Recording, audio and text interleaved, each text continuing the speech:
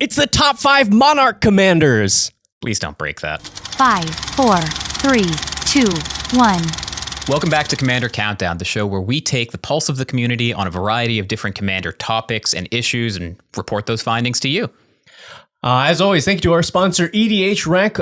That's why we're able to do the show for you. And for today's show, we brought in the Canadian to talk about the commanders that care most about the monarchy. Veggie, what's your honorable mention for such a commander? I had to go with Starscream because it's weird. The front side, Starscream, power hungry, 4 mana for 2/3, more than meets the eye, which means you can also play it as the backside. Flying, when you draw a card, if you are the monarch, target opponent loses 2 life.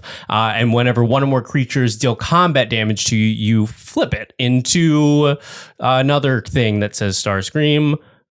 Into Starscream Seeker Leader. Still a 2/3, living metal, so it's a creature only on your turn. Flying Menace Haste. Whenever it deals combat damage to a player, if there is no monarch, then that player becomes the monarch. And when you become the monarch, you convert Starscream. That is a fascinating card. It's got the hallmark of a great commander, which is it pays you off for doing already good things in Magic. Drawing cards, already the thing you want to be doing. Pinging your opponents is a nice bonus to add on to that. Right. And I guess with this one, the plan, because your more than meets the eye cost is less than the front side, so you want to play that first. It has haste, so you immediately put the monarch mechanic onto the board.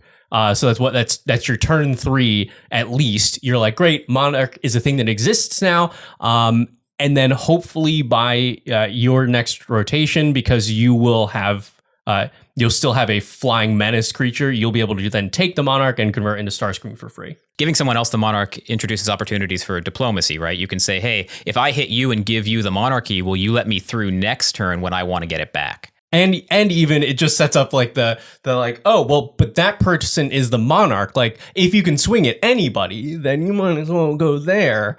So and then it's what, Shielded at Home on the front side. Yeah. Right? Well, actually, it's not Shielded at Home, right? It's the opposite of Shielded at Home. It's Shielded upside down. This might be better, honestly. Like, Commander, you start at 40 life, right? You probably don't need to gain all that much life. Being able to draw cards and make your opponent lose is probably better than gaining 2 when you draw. Oh, yeah. Like, the thing that I control, me drawing cards, versus, like, I'll just wait for you to draw a card rotation. I guess there is this weird tension between drawing lots of cards and having a mechanic that ends the game faster rather than slower. Okay, my honorable mention is actually a dishonorable mention. We were flipping through Scryfall looking for Monarch cards, and we came across Denethor Stoneseer, and I just had to get this off my chest. Let's read it first. When he enters the battlefield, you scry 2, he costs 2 mana to play, and then, for 4 mana, and sacrificing your commander, you can give the monarchy to someone else and deal 3 damage to any target, and he's a 1/3. So, you too can spend 6 mana to deal 3 damage to a target, scry 2, and then give someone else the thing that you actually want. This is exactly the kind of card that I would make excuses for, and I don't have any. It's just like, give me something here. Give me something that makes this worth it, and I'll make a bad deck out of it, but I can't even see any reason to play this card. You're putting the card back in the command zone to be able to use this ability again. Is there any reason you would want to continuously deal out the monarch? I was going to say if you have infinite mana, but like I feel like if you have infinite mana, then there's a lot of ways to kill your opponent. Right? But you would need infinite mana and haste enabler. That's true too. It's a tap ability. It's not just sacrifice. Gross. It's the Lord of the Rings set. I don't think this card was ever intended to be in the command zone. I think it was just like, oh, we'd like to have another card that features everyone's favorite Lord of the Rings character, Denethor, and it's a Monarch-based deck, so slap a Monarch ability on it. Sure. Is Denethor everyone's favorite Lord of the Rings character? I've never actually read it. Yeah, he has a very spicy scene with a tomato. Okay, I guess the designers at Wizards of the Coast are not huge fans of him. Nobody is. But we're not here to talk about Denethor. We're here to talk about his son, which, of course, was also lore that you knew. And your number 5 choice was Faramir, Steward of Gondor. This is a 1, a white, and a blue for a 2/2. Whenever a legendary creature with mana value 4 or more enters the battlefield under your control, you become the Monarch. And at the beginning of your end step, if you are the Monarch, you make 2 1/1s. Okay, so you have this commander that cares about big CMC permanents coming into play, and then pays you off by making no CMC permanents. These two things have nothing to do with each other. Why are they good on the same card? Because more text equal good card? I'm not sure exactly how these two really go together. I think it's more of a flavor choice. Again, Lord of the Rings, it's like, oh, with Faramir as your leader, you get more guys. Yeah, I mean, I guess the 1/1 humans are pretty good at getting you the monarchy, right? You can go wide and get the monarchy back, draw more cards, hopefully get to the point where you can stabilize and cast your big CMC spells. Yeah. I'm surprised that this is not just like ETB gain the monarchy. It feels like that's missing, right? It feels like if you replace the second line of text with that, it would be a significantly better card. Right, because if you want to play this on turn 3, it's a do nothing. Like you're not the Monarch, therefore you don't get 2 1/1s. I don't know if there is a 2 mana or less way to gain the monarchy. I don't think that there is. No, there's not. It doesn't exist. Maybe this is just the kind of commander that's supposed to be a do nothing on turn 3 so that you don't look like much of a threat. And then before the rest of the table realizes that you've actually managed to amass a board that they didn't think was possible. Yes, with your 2 1/1s at the end step. Yes. That's the best time to make 1/1s is on your own end step. Seems like a number 5 to me. Agree. Yeah. Thank you for saying so. Okay, moving on from the disappointing lineage of Denethor to number 4 on our list, we have Nekazar the Mindrazor. For 2 and a Grixis, at the beginning of each player's draw step, that player draws an additional card. Whenever an opponent draws a card, Nekazar deals 1 damage to that player. So kind of a shield-riddy effect that also makes sure that you have the card draw you need stapled onto it. Pretty cool. Yeah, this is a very, very popular commander. Interesting that you all would vote on this one as a Monarch Matters card. Like I see it. It may, okay, the opponent has Monarch, they draw a card, take damage. But that is typically not how this is built because you're not getting a ton out of it.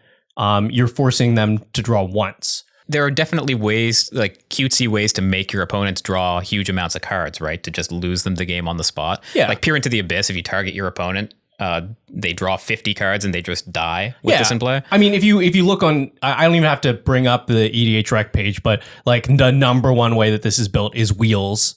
It's just you wheel every player constantly, and everybody has a great time having to reassess their hand every turn, and then they die. So maybe this isn't a deck you build with the monarchy in mind. You just have it as like incidental hate for other players who are bringing the monarchy around, because forced card draw makes this guy better. It actually is really important to note that you can run Denethor in this deck. Perfect. Perfect. So now you can pay 4 and an additional 2 to deal 3 damage to that target and make them draw 1. Yes. Your vote for number 3 top commander that cares about the monarchy is Jared Carthalion, the original one, True Heir. It's a red, a green, and a white for a 3/3. When it enters the battlefield, target opponent becomes the monarch, and you can't become the monarch this turn. And then if damage would be dealt to Jared Carthalion while you're the monarch, prevent the damage and instead put that many +1/+1 counters on it. Why do you think it needs that line of text, you can't become the monarch this turn? Is there some insane thing that you could do immediately with this commander? Probably. To me, that screams we tested this and needed to stop people from just taking the monarch immediately. In your average commander game, on turn 3, somebody's open. Sure. Everybody's just been like, land, mana rock, pass. And so as long as you play a creature on 2, drop this on 3, you immediately turn on a commander that can't take damage. And then how is somebody going to hit you and take the monarchy with this in the way? I guess that's true. If you think that everything is based around like damaging Jared. If the game becomes about that, then maybe the rest of the table needs an orbit. But it feels like there's enough ways to interact with Jared that are not just dealing him damage, right? That ability of preventing damage and converting into +1/+1 counters definitely has a bunch of other iterations that are like win the game combos. But I don't know what it is that you do for Jared. Okay. Agatha's Soul Cauldron in play. Walking Ballista underneath it. Put the counter on Jared. Ping Jared with Jared. Prevent that damage. Put a counter on him. Ping Jared. Infinite loop. There we go. Perfect. The other things that we've seen with the Monarch have been like, here's a small bonus. Like maybe Starscream being the biggest like buff from getting the Monarchy. But this one is like, you cannot let the Jared player become Monarch because then it is a problem. I think that is a fascinating, like, it's a fascinating dynamic for the table. Yeah, especially in like the Naya colors, you have green for fight spells. You don't even necessarily give your opponents a choice about whether to damage Jared, right? Right. Coming in at number 2 on our list is Aragorn, King of Gondor, 1 and a Jeskai for a 4/4 Vigilant Lifelink. When he enters the battlefield for the first time on this list, we see this line of text, you become the Monarch right away. Don't have to do anything else. And then when he attacks, up to 1 target creature can't block this turn, and if you are the Monarch, all creatures can't block this turn. I think there's a lot of Jeskai creatures that would benefit an awful lot from being able to get in and hit their opponents without being blocked. That is a really strong, and I think a deceptively strong line of text. Is just like, sure, there's a condition to it, but like a pretty easy to fulfill one, and it does it itself. My first thought is Narset, right? So the hexproof Narset that gets you free spells when you hit your opponent. Now you can't even do the main thing that you would normally do to counter that Narset, which is block her. You can't block her. You can't target her. They're going to get their free spells, and you know it's going to be Time Warp. This one does give you the Monarch straight up for 4 mana. Is there a like mechanic or what words am I trying to say? I have no idea. I wonder if there is just like a hard line. The designers are like, cannot give Monarch unless it is at least 4 mana. So I'm going to check.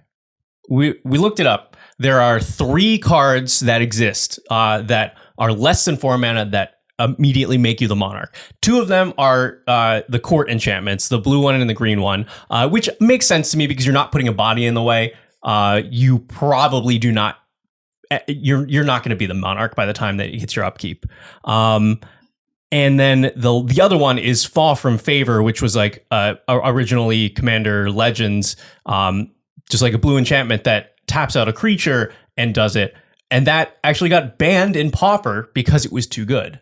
That makes some sense. It makes sense that 3 is about the price to get the Monarchy for a card in the 99, and maybe you want to tax that by 1 for something that you reliably get in the command zone every single game. The other thing is that his ability triggers when he attacks, and he doesn't have haste, right? So you get the Monarchy immediately, but it doesn't actually help you all that much beyond just the Monarchy because you can't attack right away. Your number 1 choice that you far and away voted for the best commander that cares about the monarchy is the Monarch herself, Queen Marchesa, the original Monarch commander, I'm going to say, probably. It's 1, a red, a white, and a black for a 3/3 Death Touch haste. Enters the battlefield, you become the Monarch, and at the beginning of your upkeep, if an opponent is the Monarch, you make a 1/1 assassin with Death Touch and haste. That's a pretty interesting ability, right? Because you become the Monarch immediately. You want to incentivize your opponents to attack you, but you also have these 1/1 Death Touchers in the way that you would traditionally use to stop them from doing that. It's a little weird. Yeah, it heavily encourages an exchange of Monarch constantly, like to one of your opponents and back to you, to an opponent and back to you. Either the Queen Marchesa player, it just draws an extra card every turn, or they get a 1/1 Death Toucher that probably just takes the Monarch back. Yeah, and how many times have you lost a game of Commander in which your opponents never attacked you? It's just not a thing that happens, right? Right. It's also interesting that this has haste. You are probably playing this on turn 4 and swinging with it because you're like, great, I'm fine to leave myself open. Please take the Monarch from me. I will just take it back on my turn. and get a 1/1 Death Toucher. Yeah, it's also nice having the enabler for getting the Monarchy in the Mardu colors, because traditionally the red and white cards don't do so much card draw, right? You're relying heavily on the black for that. So getting an extra card every turn helps a lot. Yes. And you're also getting like arguably the best I will get some damage through colors. Like I'm going to combat no matter what. So and I'm going to have creatures that are good at getting in. Yeah, I definitely think there's a lot of cool ways to build this deck, and I think we have a patron submitted deck list with this commander that we're going to talk about soon, so I'm excited to see that. Our patron Randy has submitted their Queen Marchesa list for us to take a look at. We're going to go over an Architect and see what they've added, what their choices are, and then jump to EDH Rec, see what are the most commonly played cards for this commander and what adjustments, if any, we individually would make. Rocks, ramp. Yeah, Marchesa's got the crown jewels here for sure. Look at the Chrome Mox there. You've got the Mana Crypt, Mox Diamond, and of course the overpowered Soul Ring. Yeah, no other rings there that are notable. None. I guess there is the one. There is the one. Now this is Mardu colors. I think colors that really struggle for mana fixing. And we know that there's not like rampant growth spells like this. This is actually a little light on rocks in my opinion.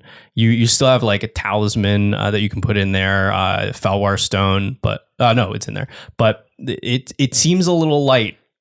It feels like Marchesa is a really punishing commander to cheat out with fast mana, though, right? Like getting her out on turn 2 or something is probably possible. There's only 14 creatures in this. Well, that's true, but you're probably going to get a whole lot more out of the assassins, I would think. And there's probably token generators as well. Yeah. But it's heavy hitters. I mean, the Aclazot's Bloodletter of Aclazot's tells me that we're just turning stuff sideways unless there's like a combo or something. But yeah, just looking at the artifact list and the power in that part of the list, it seems like Randy plays with pretty heavy hitters in their pod, and Opposition Agent takes advantage of that pretty well, I think. Yeah. And yeah, because also I think Kambal is a very specific meta choice.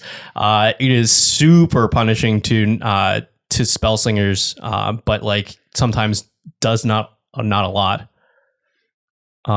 It's our boy Starscream's here. Oh, there we go. Yeah. So Shieldred and Shieldred at home. Right. And then there were a couple other Monarch enablers with the Skyline Despot and Protector of the Crown. Protector of the Crown is a busted card, especially if you can keep the Monarchy. Royal Assassin. Now that's interesting. Do you think that that synergizes particularly well with Marchesa because people have to attack you to get the Monarchy, or do you think that's just a generically powerful black card? I think it's neither. Okay. I honestly, what I'm hoping for is that it is a fantastic flavor choice card because it's an assassin, it's a royal assassin, so it's like this is Marchesa's assassin specifically, and just so happens to be a reasonably playable card in the deck. I don't see any specific synergy there. Okay, we're running every court that it's legal to run. Every court, yeah. 1, 2, 3, 4, 5, 6. Yes, and the courts are very powerful if you can keep the Monarchy but this is a little bit different because Marchesa is guaranteed to steal it on your turn, but these all trigger at your upkeep. So you do have that struggle of maybe having to leave like blockers available and things like that. So I'm wondering how effective they are. They do seem like auto includes though.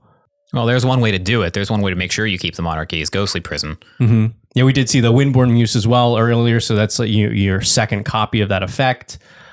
I mean, also No Mercy is a good way to dissuade people from attacking you. Yeah, I think so.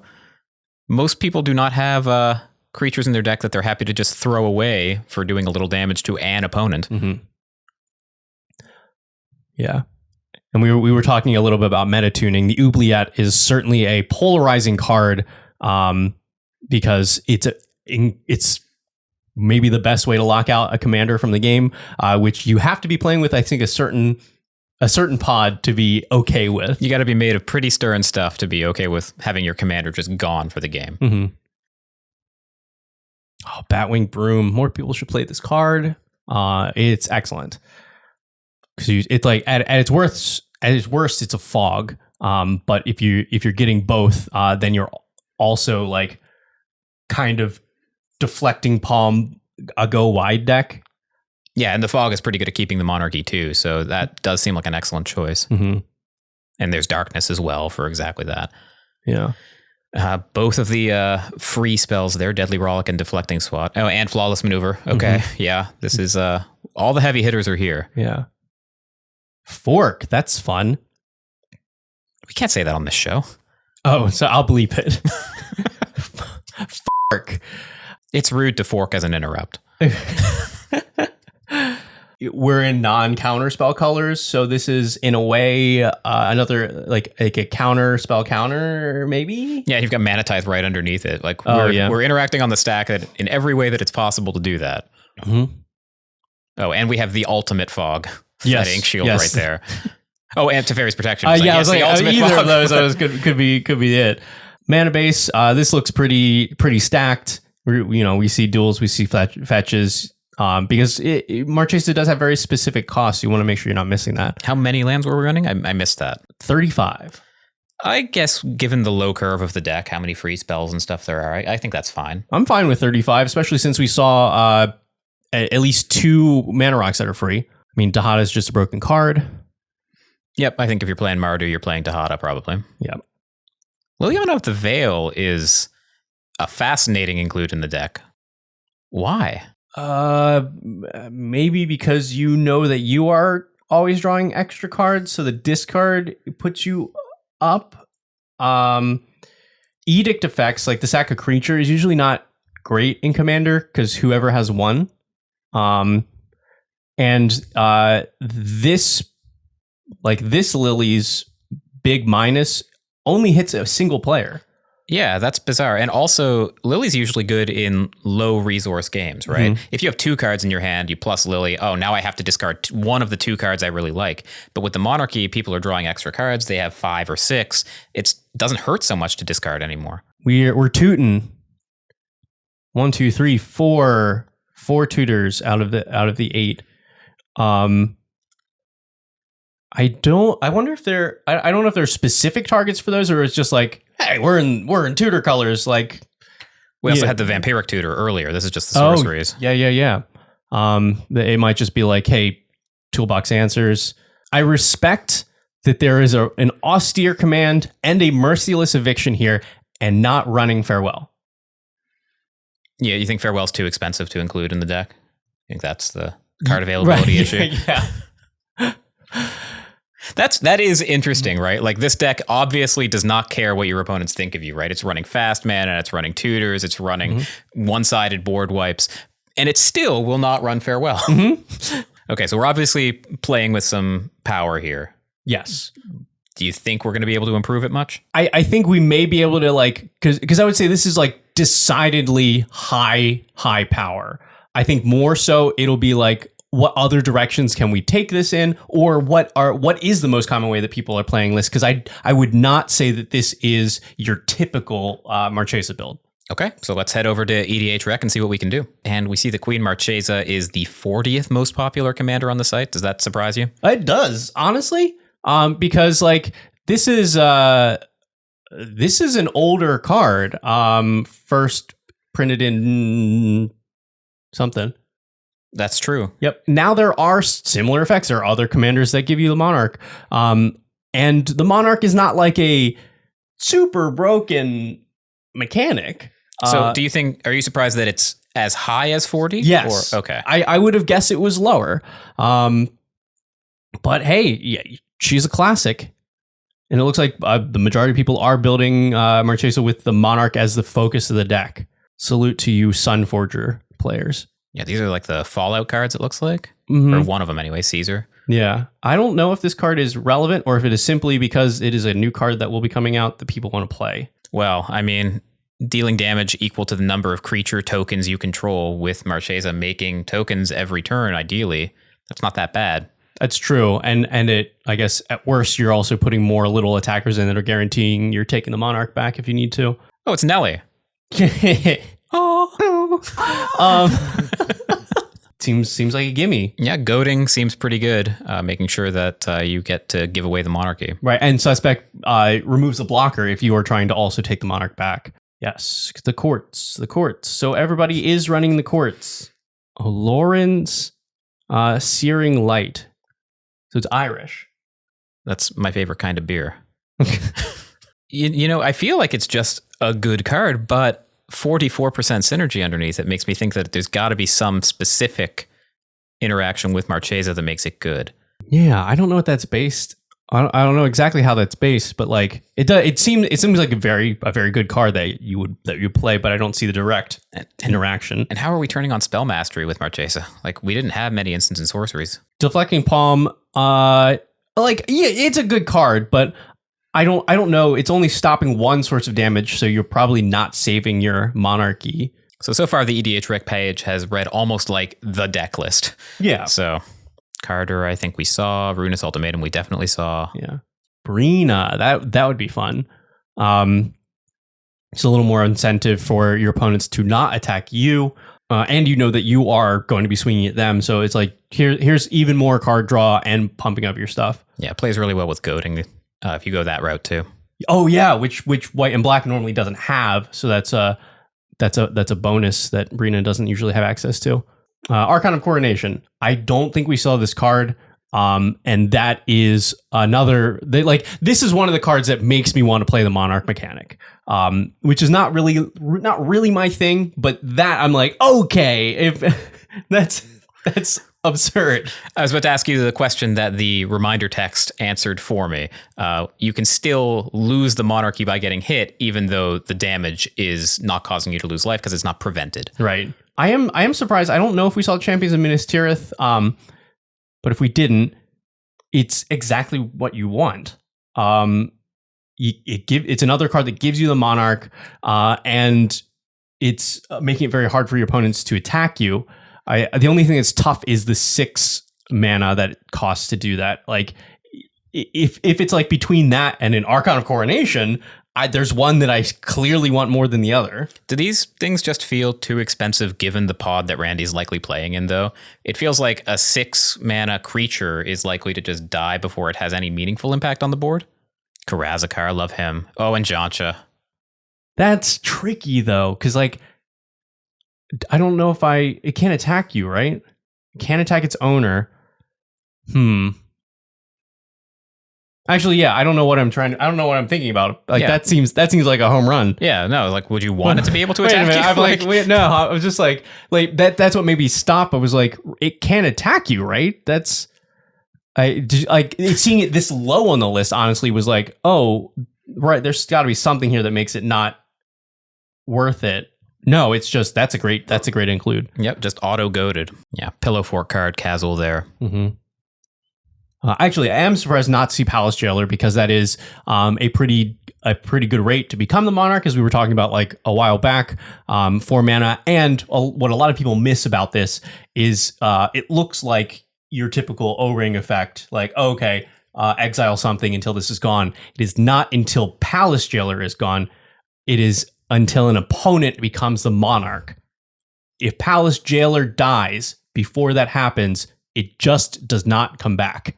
Removal, protection. Yeah, I mean, I guess we are looking at a white, black, red commander. Most of the good instants are going to be removal spells, right? Yeah, the only thing that's like kind of mixing it up are the like fog effects. We didn't see Comeuppance, which is one of the stronger ones of that type. That might be something to note. All right, now I think we are going to see something that like differs from Randy's list, because now this is where all the goad effects are. That I don't think was the direction that he was taking it. Disrupt Decorum, Taunt from the Rampart. Oh, the Mythos is an interesting card. I remember when that was in Standard. That's kind of a cool effect. We went right past it, but Promise of Loyalty is maybe even the better effect here, because each player is left with a single creature, and those creatures cannot attack you. So you get left with your Queen Marchesa, And for probably a round, unless somebody has haste, you're guaranteed to hold on to the Monarchy. Yeah. Skull Clamp, I don't think we saw in the original list, but obviously right at home in any deck making 1/1 tokens. That it was a large proportion of people that were playing a Marchesa Sunforger deck, which was not on my radar. So I'm interested to see how that would go, but I don't think we'll dive into that today. Nornus Annex might be a good addition to it because we saw 2 other Ghostly Prison effects. This one can be cheap if you're willing to pay the life for it.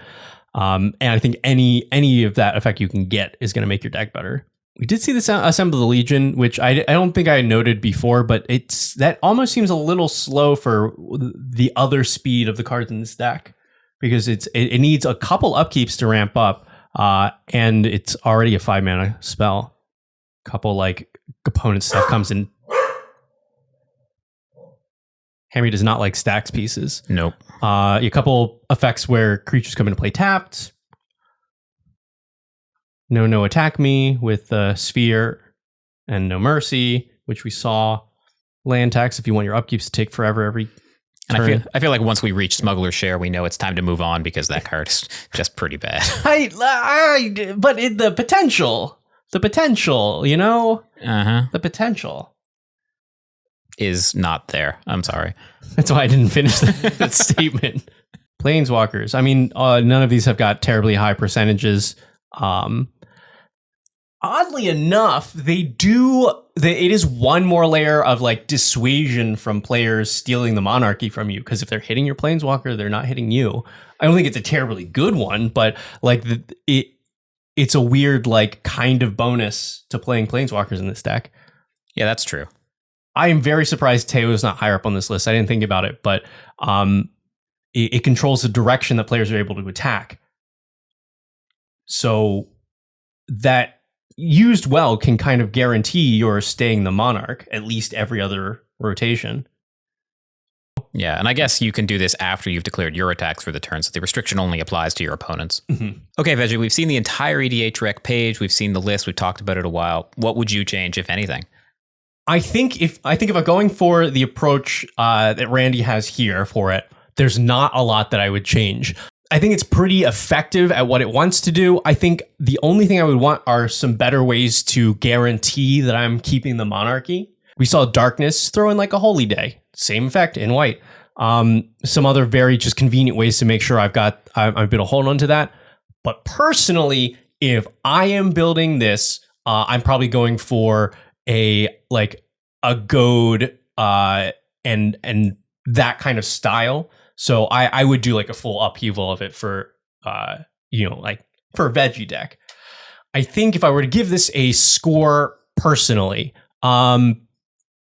it is a little higher, certainly higher power than I am used to playing, but it's a fun commander to put in a higher power. It's not like an inherently broken commander at like, you're not like, oh, this is my high power Urza, and everybody's like,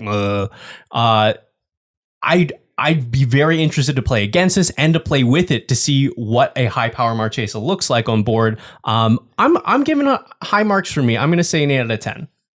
Okay. Well, I'll start with my score and then explain why, because I think it'll help. I'm going to start with a 6 if I'm going to bring this to something like a Command Fest or a GP. But if it's the deck that you only ever plan to play with your friends, I think I'm also with you that it's an 8 on the Airball scale.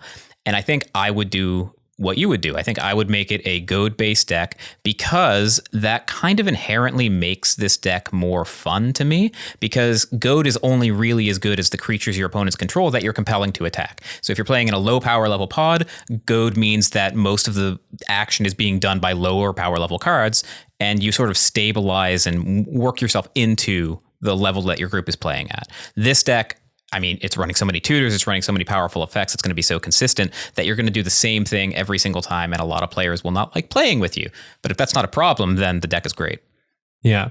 I would make the argument that this one, I think, toes the line well, because a lot of the decks that people don't like playing with, because the play patterns are the same every game, are also because of the commander.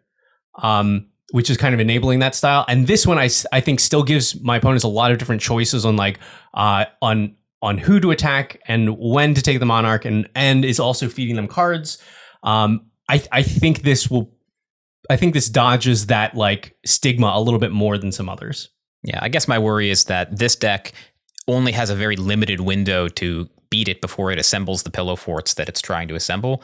And with all the fast mana, most decks aren't going to be able to make meaningful choices before you stabilize. That is it for this episode. Thank you very much to sponsor Archidect and to our patron, Randy, for submitting this deck list.